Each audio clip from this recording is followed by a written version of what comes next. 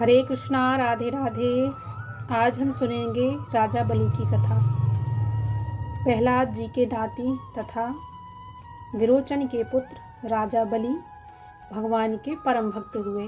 जब इंद्रलोक और संपूर्ण पृथ्वी का राज इनको मिल गया तो भगवान की प्रसन्नता के हेतु इन्होंने 100 अश्वमेध यज्ञ करने का संकल्प किया। 99 यज्ञ जब पूर्ण हो चुके तब देवराज इंद्र घबराए और सोचा कि राजा बलि का यदि आखिरी यज्ञ पूर्ण हो गया तो मैं अवश्य राज्यायुक्त हो जाऊंगा। बेटे की ऐसी घबराहट देखकर माता अदिति भगवान की आराधना करने लगी। तब भगवान प्रसन्न होकर वामन जी का रूप धारण करके राजा बलि को छलने को गए। जब राजा बलि ने इनको देखा तो इनसे पूछा कि महाराज आपको क्या चाहिए। तब वामन जी ने कहा कि हे राजन, 3 पग पृथ्वी मुझे चाहिए।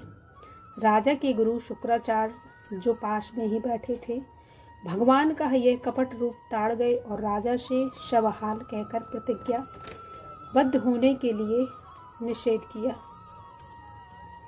किंतु राजा बलि की गुरुदेव, यदि साक्षात भगवान मेरे द्वार पर भिक्षा के निमित्त आए हैं तो यह मेरा अहोभाग्य है। मैंने अनेक यज्ञ, दान, जप, तप आदि केवल भगवान के दर्शन की इच्छा से ही किए हैं। इस समय जबकि वह प्रत्यक्ष मेरे सामने हैं तो आप मुझे मेरी प्रतिज्ञा से क्यों हटाते हैं। भगवान को दान करने से मेरा राज्य, दिव्य इत्यादि सभी शुभ सफल हो जाएगा। ऐसा कहकर संकल्प करने के लिए जैसे ही तैयार हुए, राजा को हर प्रकार से उद्धत देखकर शुक्राचार्य जी राजा की शुभकामना की इच्छा से कमंडल के छिद्र में घुसकर बैठ गए, जिससे जल के छिड़कने का मार्ग रुक गया। भगवान यह बात ताड़ गए। उन्होंने तुरंत एक कुश का तिनका लेकर कमंडल के छेद में से शुक्राचार्य की आंख में ऐसा मारा कि जिससे उनकी आंख फूट गई और वह तुरंत वहां से हट गए।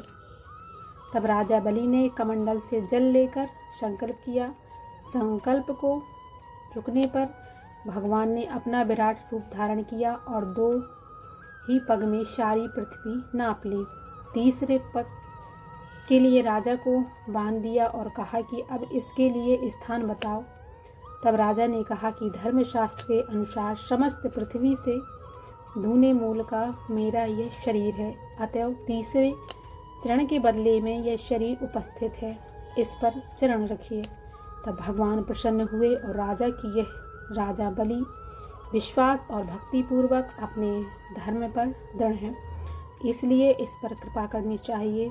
ऐसा विचार कर राजा से बोले कि हे राजन, आज तेरे संपूर्ण यज्ञ धर्म सब सार्थक हो गए हैं, अतएव इस समय तो तू पाताल लोक का राज कर। अगले मनमंतर में तुझे निस्संदेह इंद्रलोक का राज प्राप्त होगा।